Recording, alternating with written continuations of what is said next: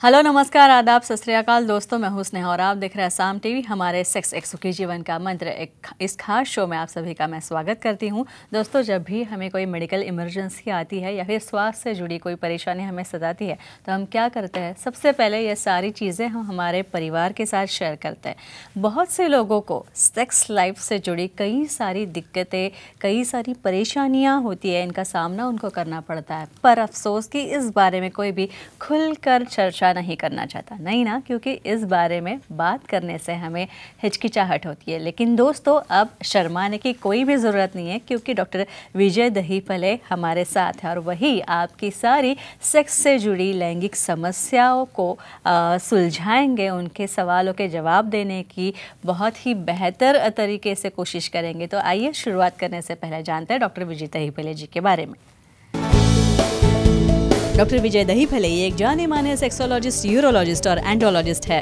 Doctor विजय दहीफले जी के clinic Sambhaji Nagar, Hyderabad, Delhi में द्वारका, पुणे तथा नवी मुंबई में नेरुल, खारघर मेडिकोर हॉस्पिटल, थाने, दादर, अंधेरी, कल्याण, नासिक, नागपुर, अहमदाबाद और दुबई में भी है। डॉक्टर दहीफले जी का भारत तथा अन्य देशों में कॉन्फ्रेंसेस और सेमिनार्स के लिए हमेशा आना जाना रहता है, जिनके माध्यम से डॉक्टर विजय दहीफले सेक्स संबंधी सभी समस्याओं पर सलाह एवं मार्गदर्शन करते हैं।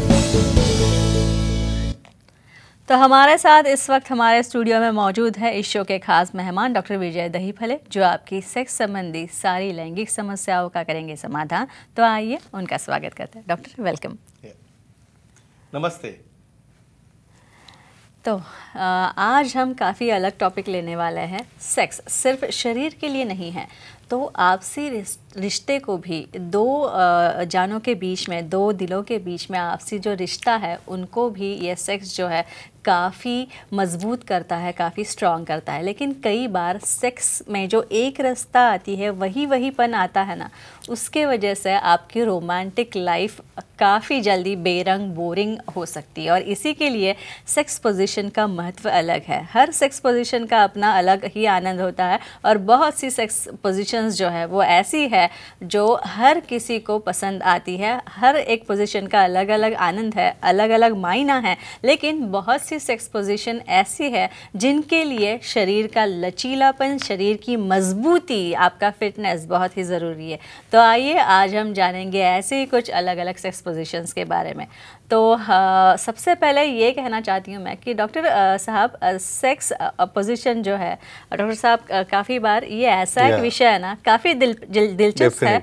इस अलग अलग इतनी 476 एम आई राइट, इतनी सारी सेक्स पोजीशन है, लेकिन इसके बारे में पता कुछ नहीं है। लेकिन हमने जो ये सीरीज शुरू किया ना डॉक्टर साहब, इसके वजह से बहुत ही फ़ायदा हो रहा है लोगों को, काफ़ी अलग अलग रोमांचक जानकारी लोगों को मिल रहा है। तो चलिए हम अब जानेंगे एक ऐसी सेक्स पोजीशन है उसके बारे में। ये सेक्स पोजीशन है डॉक्टर साहब जी विज पोजीशन। तो सेक्स की ये जी विज पोजीशन क्या है? डेफिनेटली स्नेहा जी, यहाँ पे जो ये सीरीज चल रही है सेक्स एजुकेशन, सेक्सुअल अवेयरनेस और सेक्सुअल सेफ्टी, यहाँ पे साइंटिफिक इंफॉर्मेशन दी जाती है। भाई ये पोजीशन का योगा से, एक्सरसाइज से क्या संबंध है, सेक्सुअल डिस्फंक्शन क्या होता है, कपल्स में ये एक्टिविटी ये निसर्ग ने क्यों बनाई है, ये सब हम जानने वाले हैं। यहाँ पे एक दायरे के अंदर time, place, person, condition, culture, safety, consulting, अपना ओन और नॉन पार्टनर, जैसा आपने अभी कहा 476 पोजीशंस है, उसके अंदर जी विज पोजीशन क्या होती है, नाम में ही आता है। जी मीन्स जी पॉइंट, जी स्पॉट जो फीमेल का रहता है वजाना के अंदरूनी हिस्से में 1.5 या 2 इंच के अंदर, वहाँ पे जहाँ पे ज़्यादा नर्व्स और सेंसेशन रहते, और विज मीन्स स्टिमुलेशन, जहाँ से जो भी इसमें स्टिमुलेशन अच्छा हो। ये पोजीशन में फीमेल पार्टनर लाइंग डाउन है बेड के ऊपर। लाइंग डाउन पोजीशन में उनके दोनों लेग जो है, जो सामने उनका मेल पार्टनर है, वो अपने घुटनों के बल वहाँ पे स्टैंडिंग पोजीशन में यानी इरेक्ट पोजीशन में है। यहाँ पे फीमेल को उनके दोनों लेग मेल पार्टनर के कंधे के ऊपर रखना है, और वो रखने के बाद मेल पार्टनर को अपने हाथों से सामने वाले के कटीर को सपोर्ट देके थर्स्टिंग करना रहता है। इससे क्या फ़ायदा होता है, इसका साइंटिफिक क्या उपयोग है और इसके कैसे कैसे फ़ायदे हैं, देखेंगे। और डॉक्टर साहब, सेक्स पोजीशन ये टॉपिक ऐसा है कि इससे जुड़े काफ़ी सारे सवाल जो है हमारे पास मेल के थ्रू आते हैं, फ़ोन के थ्रू आते हैं, व्हाट्सएप के थ्रू भी आते हैं। तो इसी जीविस पोजीशन के बारे में मुझे और एक चीज़ ये पूछनी है कि कमज़ोरी और शीघ्र पतन में ये कैसे काम आता है? डेफिनेटली एक इतनी इंटरेस्टिंग पोजीशन है जहाँ पे फीमेल पार्टनर हमेशा इसमें डिमांड क्यों करता है कि यहाँ पे जब भी एक्टिविटी की जाती है वो रहते प्लेजर के लिए, ऑर्गेज़म के लिए, आनंद के लिए। आप वही रूटीन अपना मिशनरी पोजीशन करते बैठोगे ना तो वहाँ पे कभी भी आप जी पॉइंट पे पहुँचोगे नहीं। यहाँ पे फीमेल्स के दोनों लेग जो है यहाँ पे शोल्डर के ऊपर आने की वजह से कॉम्प्रेशन ऑफ इनलेट यानी वेजाइनल लिप्स का जो है कॉम्प्रेशन होता है, जिसकी वजह से सामने वाला पार्टनर जब थर्स्टिंग करता है उस वक्त जी पॉइंट का स्टिमुलेशन बढ़ जाता है। तो इससे क्या हो रहा है, यहाँ पे आपका ड्यूरेशन बढ़ रहा है, फीमेल पार्टनर को एंजॉयमेंट मिल रहा है, उनको ऑर्गेज़म हो रहा है, और मेल में उनका भी एंजॉयमेंट ज़्यादा क्यों आ रहा है, क्योंकि कॉम्प्रेशन ऑफ लेग होने की वजह से वहाँ पे एक टाइटनेस मालूम पड़ता है और उसी से फ्रिक्शन जो है जी पॉइंट को ज़्यादा होता है। और ये सबसे बड़ा फ़ायदा होता है ये जीविज पोजीशन का, जिसकी वजह से फीमेल पार्टनर इसे काफ़ी लाइक करते हैं। डॉक्टर साहब, मेल फ़ोन आ रहा है, कल लातूर से संभाजी जी हैं, उनका कॉल लेते हैं। संभाजी जी, आपका सवाल पूछिए। हेलो सर जी, बोलो। कौन सी सेक्स पोजीशन में लिंग का फ्रैक्चर होने के ज्यादा चांसेस रहते, जानकारी दीजिए। ये बहुत बेसिक सवाल है और हमेशा पूछा जाता है। इवन एक 8 दिन पहले ही मेरे पास एक फ्रैक्चर की केस आई थी 3 महीने के बाद। एक तो अपने यहाँ पे एक चीज़ ऐसी चीज़ें करते अंधेरे में, अंधेरे में आपको सामने वाला दिखता नहीं, ना सामने वाले की पोजीशन दिखती नहीं है, और आप कहाँ तो भी रॉन्ग हिटिंग कर देते हो या थाइस पे हिट करते हो या बहुत बार तो बेड के ऊपर हिट करते हो, फ्रैक्चर हो जाता है। तो कौन कौन सी पोजीशन है, पोजीशन के पहले आपको कम से कम इतना तो लाइट हो, आपके सामने वाला का चेहरा, उसकी बॉडी तो दिखना चाहिए। बाद में स्पेशली बैक साइड पोजिशंस में या डॉगी स्टाइल्स में वहाँ पे फ्रैक्चर के चांस रहते हैं। सेकंड पोजीशन आती है फीमेल ऑन टॉप। कुछ कारण की वजह से, हेवी वेट की वजह से, इरेक्ट पेनिस के ऊपर जब फीमेल स्लिप डाउन हो जाती है तो उस वक्त वहाँ पे हिटिंग होकर फ्रैक्चर होता है। तो एक ही कहना है, प्रॉपर एडिक्वेट लाइट में और अपनी पोजीशन खुद स्ट्रांग इतनी होनी चाहिए कि अपने पार्टनर को होल्ड करने की ताकत रहनी चाहिए। ये सावधानी आप लोगे तो डेफिनेटली फ्रैक्चर से आप बच सकते हो। डॉक्टर साहब, ये जो जीविस पोजीशन होती है, इससे सबसे इम्पोर्टेंट आपने पहले भी कह चुके हैं आप कि फिटनेस बहुत ज़रूरी है। तो इससे कौन से मसल ग्रुप स्ट्रांग होते हैं? डेफिनेटली आप जब भी देखोगे ना ये पोजीशन, जब मैं बात करता हूँ तो कि इमेजिन करना पड़ता है रात को, फीमेल यहाँ पे लाइन डाउन भी होगी, यहाँ पे अभी वो पैसिव है, लेकिन पैसिव रहते हुए उसके दोनों के दोनों हाथ पीछे रेल करके अपनी बॉडी को होल्ड करना है। तो ट्राइसेप्स मसल आ गए, बाइसेप्स मसल आ गए, हैंड मसल्स आ गए, और उसके हैमस्ट्रिंग मसल्स, लेग मसल्स, क्योंकि दोनों लेग मेल पार्टनर के ऊपर रखने हैं तो वो मसल ग्लूटियर लेग मसल स्ट्रांग हो जाते हैं। और मेल पार्टनर यहाँ पे एक्टिव होके नी जॉइंट पे भी खड़ा होगा तो भी उसे अपने पार्टनर को बटक से, हाथ से वहाँ पे सपोर्ट देना है, और पूरी 10-15 मिनट की क्रिया में उसे सपोर्ट देने के लिए उसके biceps muscle, triceps muscle, core muscle strong होना ज़रूरी थे। तो डेफिनेटली इसे हम से एक्सरसाइज भी कह सकते हैं, जिसकी वजह से कैलोरीज बर्न हो रही है, बॉडी फिट हो रही है, बॉडी शेपिंग हो रहा है और दोनों को प्लेजर मिल रहा है। और डॉक्टर साहब, और एक नई पोजीशन, काउगल हेल्पर पोजीशन, तो ये क्या है? डेफिनेटली काउगल हेल्पर्स पोजीशन क्या रहती है। एक काउगल में 10 प्रकार अलग अलग है, लेकिन एक कॉमन प्रकार मैं यहाँ पे बोलता हूँ, सबको ध्यान में आना चाहिए। यहाँ पे अभी मेल पैसिव है, यानी मेल वहाँ पे अपने पीठ के बल सो रहा है। उसके बाद फीमेल पार्टनर उनके थाइज के ऊपर सपोर्ट करके फेसिंग टू ईच अदर, एक दूसरे की तरफ फेस करके, female on top sitting position में हेल्पिंग, मतलब मेल पार्टनर थोड़े से लेग ऊपर करने की वजह से वहाँ पे स्लैंट या स्लाइडर बन जाता है, और जिसकी वजह से उन्हें हेल्प मिलती है, इसलिए काउगल हेल्पर पोजीशन कहते हैं। और क्या बेनिफिट है इसका देखेंगे। और डॉक्टर साहब, इसके बाद एक कॉल है, जाह्नवी जी है, उनका कॉल लेते हैं। जाह्नवी जी, पूछिए आपका सवाल। जी नमस्ते सर। नमस्ते जी, बोलिए। सर, प्रेगनेंसी में कौन सी सेक्स पोजीशन सेफ होती है, इसकी जानकारी दीजिए। काफी बार ये सवाल पूछा और एक तो पहली चीज वहाँ पे करना या नहीं करना वही पता नहीं है, पोजीशन तो आगे की बात आ गई, लेकिन ये क्यों इम्पोर्टेंट है, इसका क्या साइंस है, बोलेंगे हम। जी। जो प्रेगनेंसी के दौरान अपने पार्टनर की कंसेंट लेके रेगुलर एक्टिविटी करेगा, जिसको रेगुलर ऑर्गेज़म होगा, उससे उसे सीज़र की ज़रूरत नहीं पड़ती है, उसे नॉर्मल डिलीवरी होती है, क्योंकि यहाँ पे आपका पेल्विस फ्रीज होते जा रहा है, क्योंकि आपकी एक्टिविटी ज़ीरो है। यहाँ पे कौन सी पोजीशन सेफ़ है? किसी भी तरह से जो पेट रहता है उसके ऊपर प्रेशर ना आ जाए, इसके मतलब इसमें स्पेशली फ्रॉम बैक साइड यानी डॉगी स्टाइल में यहाँ पे सेफ रहता है। स्पूनिंग पोजीशन यानी पार्टनर को साइड बाय साइड टचिंग से आप थ्रस्ट करोगे तो पेट के ऊपर प्रेशर नहीं आएगा। यहाँ पे काउगल पोजीशन भी सेफ रहती है, लेकिन उसका वेट मेल पार्टनर को लेते आना चाहिए। और ये सब पोजीशन से यानी इन वन लाइन में बोलूँगा, किसी भी तरह से पेट के ऊपर प्रेशर न आ जाए, ये पोजीशन इंपॉर्टेंट है। और एक मिथ है कि प्रेगनेंसी में एक्टिविटी करने से एबॉर्शन होता है क्या? नहीं होता है। लेकिन फिर भी कौन सा ट्राइमेस्टर अच्छा है?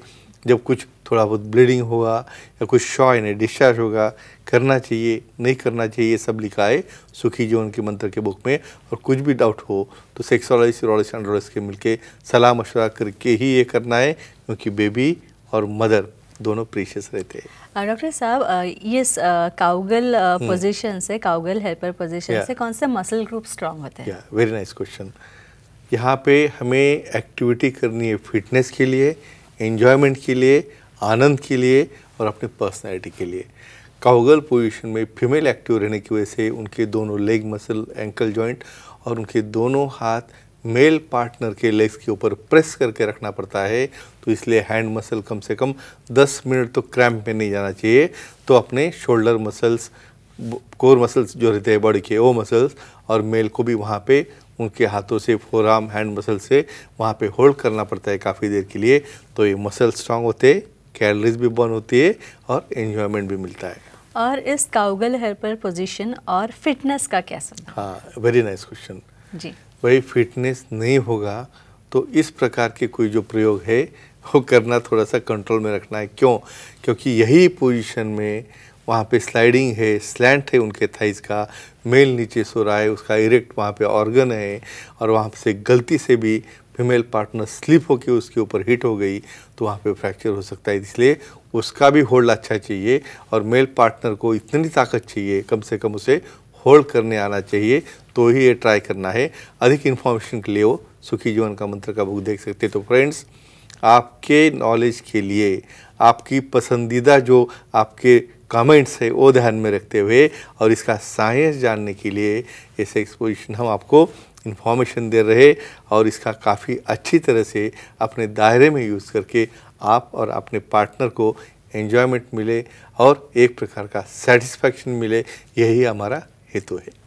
जी जी जी। और इसी के लिए आपका फिटनेस भी काफ़ी महत्वपूर्ण है। आप खुद को फिट रखिए। तो चलिए, ये चर्चा काफ़ी अच्छी हो रही है, लेकिन आपको भी डॉक्टर विजय दहीफले जी से मिलना है तो आप उनसे मिल सकते हैं। और उसी के लिए उनके सारे सेंटर्स के नाम और फ़ोन नंबर्स हमने स्क्रीन पर डिस्प्ले करके रखे हैं, तो वो कृपया नोट कर ले। तथा उनका ईमेल आईडी है तथा उनकी वेबसाइट भी है sexologist.vijaydahiphale.in। इस वेबसाइट पर जाए और आपको अपॉइंटमेंट का बटन दिखेगा और बहुत ही आसानी से आप इस बटन को क्लिक करके डॉक्टर साहब से अपॉइंटमेंट पा सकते हैं। तो चलिए और आगे बढ़ते हैं और इस बार हम जानेंगे सेक्सुअल डिस्फंक्शन और साथ में ही जानेंगे फोर प्ले में ब्रेस्ट का जो पार्ट होता है, उन ब्रेस्ट का क्या रोल होता है उसके बारे में। तो चलिए शुरुआत में हम जानेंगे फोर प्ले में ब्रेस्ट का रोल क्या होता है। डॉक्टर साहब, ब्रेस्ट का रोल क्या होता है? और एक काफ़ी इम्पॉर्टेंट, काफ़ी फीमेल जो है इनकी इंक्वायरीज व्हाट्सएप यहाँ पे आए हैं और निसर्ग ने जो आपको एक्टिविटी दी उसका इम्पोर्टेंस क्या है और साइंटिफिकली पता होना बहुत ज़रूरी है। काफ़ी लोगों को शर्म आती है, लेकिन करने से तो बाज नहीं आती, करना तो है ही, लेकिन साइंटिफिकली करना ज़रूरी है। नेचर ने हमें बहुत अच्छे स्ट्रक्चर दिए है, बहुत अच्छी बॉडी दी है। अपनी खुद की बॉडी ही खुद को पता नहीं है तो आपको कैसे समझेगा कि सामने को रिझाना कैसे या उसे वो एक्ट में कैसे लेके जाना। ये ब्रेस्ट या स्तनाग्र एक ऐसा सेंसिटिव पार्ट है जो कि फीमेल्स की ब्यूटी के लिए बनाया गया है, जिसकी वजह से उनका अपीयरेंस, पर्सनैलिटी डेवलप हो जाती है। और वहाँ पे इतने स्ट्रॉन्ग नर्व्स है, उसके शेप, उसका साइज़, उसको जो जेंटल तरीके से आपको टैकलिंग है, यानी कभी भी एक्ट करने के लिए स्ट्रेट वो एक्ट पे जाओगे तो कभी भी फीमेल पार्टनर आपको डेफिनेटली पसंद नहीं करेगा। तो इसलिए ये फोर प्ले बनाया। इसका मतलब आपको एक्ट में जाने के लिए, आपके पार्टनर को तैयार करने के लिए और आप भी एक्टिवेट होने के लिए जो डेफिनेटली ऑर्गन बनाया है, जिसके अंदर अलग अलग पार्ट्स है, प्रॉपर ब्रेस्ट है, एरियोला है, निप्पल है, कैसे काम करते हैं, कैसे फ्लोर पे जरूरी रहता है और इसके पीछे का विज्ञान क्या है, साइंस क्या है, यहाँ पे आज देखने वाले हैं। और डॉक्टर साहब, अगर फोरप्ले में ब्रेस्ट का पार्ट इम्पॉर्टेंट है, तो ब्रेस्ट फोरप्ले से क्या सेक्सुअल अराउजल हो सकता है? डेफिनेटली एक सिंपल चीज़ कहता हूँ आपको, हर चीज़ करने के पहले एक थोड़ी एक्सरसाइज रहती है। क्यों रहती है? तुम इमीडिएटली आप पार्टनर को बोलोगे नहीं चलो अभी करना है पॉसिबल नहीं है।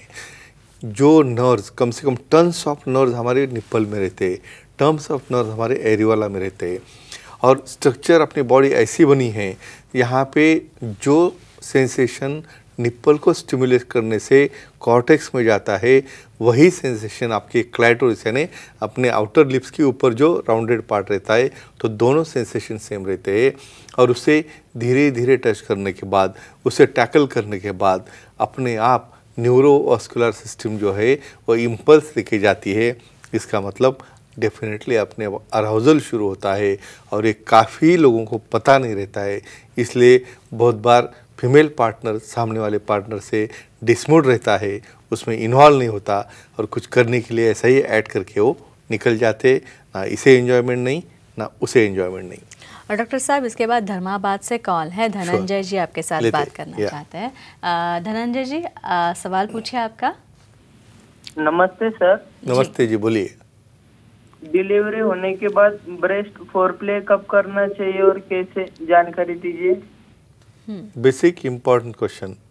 डिलीवरी तो हो गई, बच्चा तो हो गया, गुड न्यूज़ आ गई, लेकिन 2-3 महीने हो गए अभी, तो उसके बाद यहाँ पे फिर और सेंसेशन साहजिक है शुरू होना, मेल है फीमेल है, लेकिन यहाँ पे कंफर्ट जोन रहता है। यहाँ पे बेबी को भी संभालना है, आपको भी संभालना है, उसको भी संभालना है, क्योंकि वो दोनों का एंजॉयमेंट है। और अपने बॉडी के लिए जब आप धीरे धीरे प्रोसेस में जाना चाहते हो, तो ऑलरेडी मिल्क की वजह से ब्रेस्ट लोडेड रहते हैं, उसे थोड़ा भी टच करने से स्टिमुलस आके वहाँ पे मिल्क एग्जिट होता है बच्चे को पीने के लिए। तो ऐसे केसेस में विगरस टाइप का कौन सा भी फोरप्ले नहीं करना है, सिर्फ उसे lateral supporting, lower down supporting और लैटरल टैपिंग, बस इतना ही कर सकते हैं, जिससे दोनों को एंजॉयमेंट मिले। और डेफिनेटली ये एक दूसरे के अंडरस्टैंडिंग से करना है, जिसमें अभी 2 नहीं 3 लोग रहते हैं, अपना बच्चा भी रहता है साथ में, उसकी केयर लेते हुए करोगे तो डेफिनेटली ये जायज़ है। डॉक्टर साहब, ब्रेस्ट का कौन सा भाग सबसे ज़्यादा सेंसिटिव, संवेदनशील होता है? ये एनाटॉमी के ऊपर आ गए हम। हर एक चीज़ को एनाटॉमी, फिजियोलॉजी, बायोकेमिस्ट्री, ये काफ़ी क्यों जुड़ा है? बायोकेमिस्ट्री शुरू होती है हार्मोन्स से, उसके बाद में भाई उसे कंडक्शन करना पड़ेगा ना। तो 10 o'clock यानी अपना क्लॉक ले लिया, 10 o'clock से 2 o'clock यानी आउटर अपर पार्ट, जहाँ से अपने नेक से फाइबर्स आके एक्जिला में आके रूट जिसे बोलते हैं, टेल ऑफ ब्रेस्ट कहते हैं, वहाँ पे अपर वाला पार्ट काफ़ी ज़्यादा सेंसिटिव रहता है, क्योंकि वहाँ पे टर्म्स ऑफ नर्व्स रहते हैं और वहाँ से ही सेंसेशन हमारे ब्रेन में जो कॉर्टेक्स रहता है सेक्सुअल का, वहाँ पे कंडक्ट होते। तो आउटर अपर पार्ट ये मोस्ट सेंसिटिव पार्ट रहता है फीमेल ब्रेस्ट में, और मेल ब्रेस्ट में प्रॉपर निप्पल रीजन पे ही सेंसेशन रहते हैं।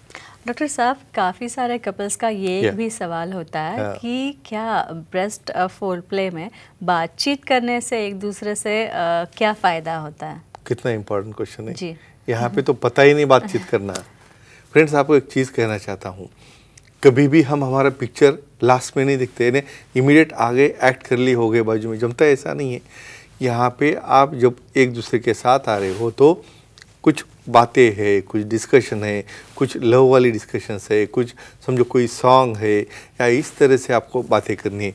बिना बातें किए आप एक्ट करोगे तो सामने वाले को भी पता नहीं चल रहा है कि ये क्या कर रहा है, और ये जो कर रहा है उससे उसे आनंद या हैप्पीनेस मिल रहा है क्या नहीं, यही पता नहीं चल रहा है। तो डेफिनेटली हर एक्ट में, यानी यहाँ पे स्पेशली फ्रेंड्स आपको कहता हूँ, पूरे एक्टिविटी में यहाँ पे कोई भी बात नहीं करता, कोई भी रिस्पॉन्स, कम से कम अपने पार्टनर को अप्रिशिएट करना है, ठीक है आपके पार्ट्स कितने अच्छे हैं। यहाँ पे डेफिनेटली अट्रैक्टिव है, ऐसा करने से सामने वाले को एक प्रोत्साहन मिलता है, उसे भी लगता है कि मेरी बॉडी रियली अच्छी है। मैं काफ़ी बार देखता हूँ जो कि फैट पीपल से या फैट पार्टनर है, उसे कुछ लज्जा लगती है और वो पार्ट ओपन भी नहीं करते, और ऐसे केसेस में ना फोरप्ले नहीं, ना कोई आनंद नहीं, या किसी प्रकार की जस्ट एक मैकेनिकल क्रिया होती रहती है। इससे हमें दूर रहना है, क्योंकि इससे ज़्यादा बेनिफिट नहीं मिलता है। डॉक्टर साहब, इसके बाद धन्या जी है कोल्हापुर से, उनका कॉल लेते हैं। धन्या जी, आपका सवाल पूछिए। हेलो सर जी बोलिए। सर, ब्रेस्ट की साइज कम करने की सर्जरी के बाद मिल्क आता है क्या, बताइए। Very common question. ये क्वेश्चन क्यों जायज़ है? बहुत बार शादी के पहले ही ब्रेस्ट की साइज इतनी बड़ी रहती है कि वहाँ पे उसे लगता है कि अभी शादी के बाद मेरा पार्टनर पसंद करेगा नहीं करेगा, और समझो मैंने पहले सर्जरी की, उसको कट कर दिया, रिडक्शन करके छोटा कॉस्मेटिक बनाया, तो फिर बाद में डिलीवरी होने के बाद बच्चा स्तनपान कर सकता है क्या? एक चीज़ कहता हूँ यहाँ पे, जब भी आप कोई सेगमेंट निकालते हो ब्रेस्ट का, तो उसके मिल्क बनाने वाले ग्लैंड्स निकल जाते हैं, तो इसकी वजह से बाद में दिक्कत आ सकती। तो एक ही कहूँगा, अपना बॉडी शेपिंग, अपनी एक्सरसाइज, डाइट, योगा प्राणायाम से अच्छा रखिए। क्यों? क्योंकि बाद में आफ्टर मैरिज ऐसे रिडक्शन करने से स्तनपान के लिए प्रॉब्लम आ सकता है। तो विशेषज्ञ सेक्सोलॉजी, यूरोलॉजी, एंडोलॉजी से मिलके प्रॉपर सलाह मशवरा करके ही उसे करना है, तो ही यहाँ पे उसको प्रेगनेंसी के बाद कोई मिल्क या लैक्टेशन का कोई प्रॉब्लम नहीं आ सकता। डॉक्टर साहब, ब्रेस्ट फोरप्ले करना है ये तो है, लेकिन कैसे करना है? कैसे करें? ये भी पता नहीं है लोगों को। जी जी। देखो, एक ब्रेस्ट ये सबसे सेंसिटिव पार्ट रहता है फीमेल पार्टनर का, उसे रिस्पेक्ट भी देना ज़रूरी है। अनलेस एंड अनटिल यानी आपके पार्टनर की सम्मति हो, तो आप किसी भी तरह से वहाँ पे ब्रेस्ट फोरप्ले में नहीं जा सकते। धीरे धीरे आपको कैसे बढ़ना है, हमारे पास फीमेल्स में काफ़ी और सेंसिटिव पार्ट्स है, लिप्स है, नेप ऑफ नेक है, ईयर लोब्यूल्स है, कॉलर बोन्स है, आउटर पार्ट ऑफ चेस्ट है। धीरे धीरे जैसे उनकी इन्वायरमेंट हो जाए, जैसे उन्होंने खुद होके वहाँ पे डिमांड करी कि ठीक है चलो अभी ये एरिया में भी आपको यहाँ पे कुछ मसाज करना है, वो भी वेरी जेंटल मसाज है, टैपिंग है, लैटरल पार्ट में उसका मसाजिंग है, लोअर पार्ट में मसाजिंग है, without permission directly heavy forcing वहाँ पे नहीं करना है, और उसके बाद धीरे धीरे फिर एरियोला और निप्पल की तरफ आप बढ़ सकते हैं। ये मेथड रहती है नॉर्मल ब्रेस्ट फोरप्ले की। डॉक्टर साहब, अभी आपने एरियोला का जिक्र किया, तो एरियोला का रोल क्या है ब्रेस्ट फोरप्ले में? काफ़ी बड़ा रोल है। क्या है साइंस हम बताएंगे। यहाँ पे हार्मोन्स जब स्टिमुलेट होते हैं, तो निप्पल के बाजू में जो डिस्क रहती है, नियर अबाउट हम कहेंगे 2 या 2.5 इंच की, सबसे ज़्यादा नर्व पेनिट्रेशन वहाँ पे रहता है, और वहाँ पे सिर्फ फिंगर मूवमेंट से या टंग के लिकिंग से काफ़ी स्ट्रॉन्ग सेंसेशन है ब्रेन की तरफ और क्लैटोरिस की तरफ जाते हैं। तो ये सबसे बड़ा पार्ट जो सेक्सुअल हम कहेंगे, सेकेंडरी सेक्सुअल ऑर्गन कह सकते हैं, और उसे फोरप्ले में एक्टिवेट करने में मेल या फीमेल को बहुत बड़ा रोल लेता है। तो फ्रेंड्स, एक ही चीज़ ध्यान में रखो, फोरप्ले ये सबसे इम्पॉर्टेंट है। विदाउट फोरप्ले आप एक्ट करने जाओगे, आपको कतई एंजॉयमेंट नहीं मिलेगा, ना आपको ना आपके पार्टनर को। इसलिए दोनों का टॉक, दोनों की बातचीत, सलाह मशवरा बहुत ज़रूरी रहती है तुम्हारे एक्टिविटी में।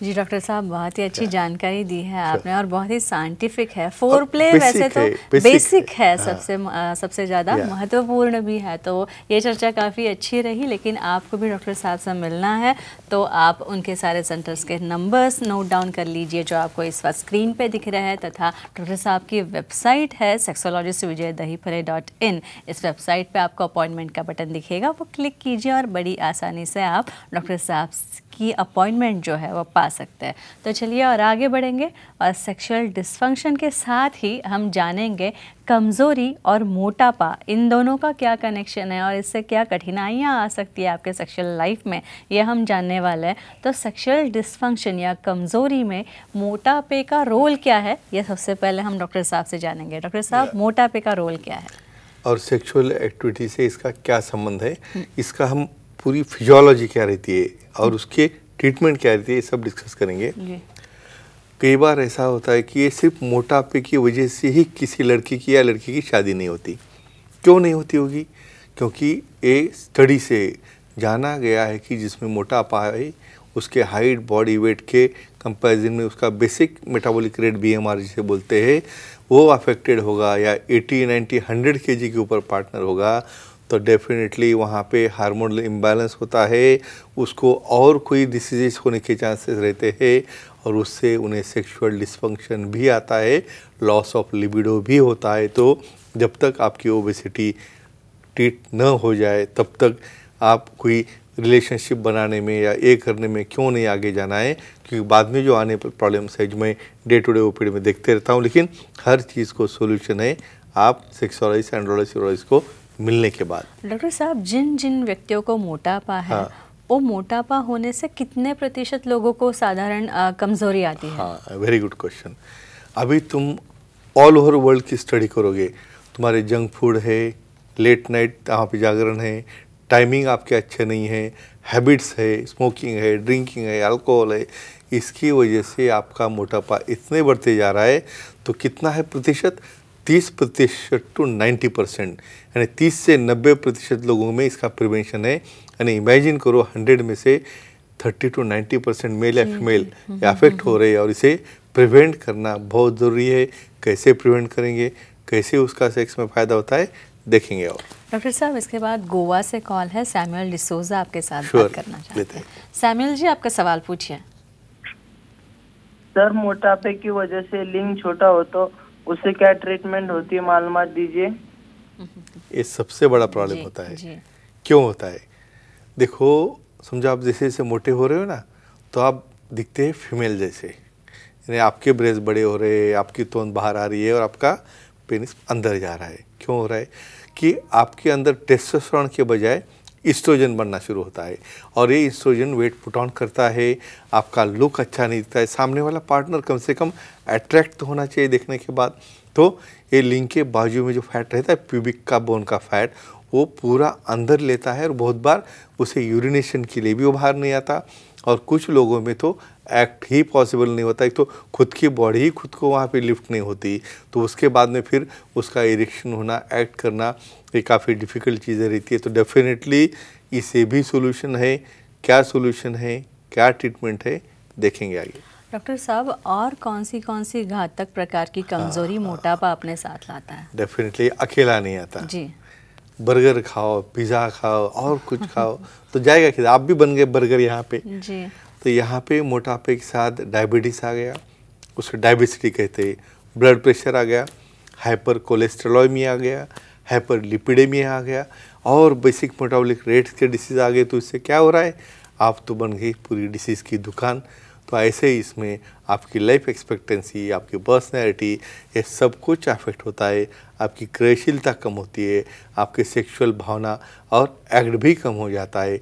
लेकिन ये सब को हम टाल सकते हैं, ट्रीट कर सकते हैं।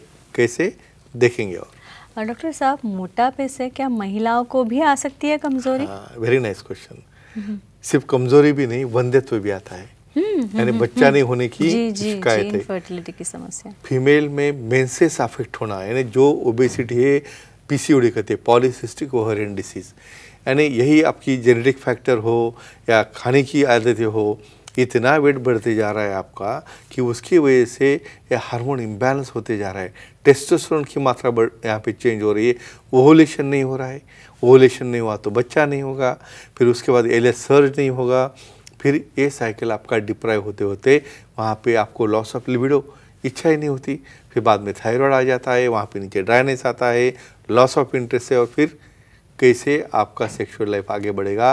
तो फीमेल में भी लॉस ऑफ लिबिडो इससे होता है, लेकिन इसे आप कंट्रोल करोगे, डेफिनेटली शेप में आओगे, डाइट चेंज करोगे, ये हम देखने वाले हैं।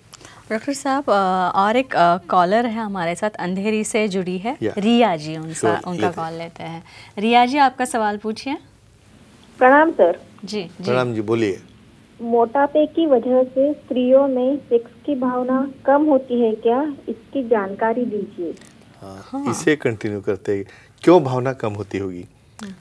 एक निगेटिविटी, खुद के अंदर निगेटिविटी आती है कि मैं मोटी दिखती हूँ, फिर मेरा ये पार्ट कैसे दिखेगा, मेरा वो पार्ट कैसे दिखेगा, इससे रिलक्टेंस, यानी वो अपने पार्टनर के साथ ओपन ही नहीं होती। एक दूसरा, हार्मोन टोटली इम्बैलेंस हो चुके, डोपामिन है, लो मॉलिक्यूल है, ऑक्सीटोसिन है, और उसमें आपको आदतें रहती है, स्मोकिंग है, ड्रिंकिंग है, टोबैको है, तो ये सबका कॉम्बो मिला के आप पूरा वहाँ पे ईस्ट्रोजन प्रोजेस्टेरोन की मात्रा डाउन होती है, लो मॉलिक्यूल डाउन हो जाते हैं, और अर्थात एट द एंड आपकी इच्छाएं निकल जाती है। तो कैसे आप रिस्पॉन्ड करोगे, कैसे आपको फोर प्ले करने के बाद सेंसेशन आएगा, और कैसे एक्ट करने के बाद आपको ऑर्गेज़म होगा। इसलिए मोटापा कम होना बहुत ज़रूरी है।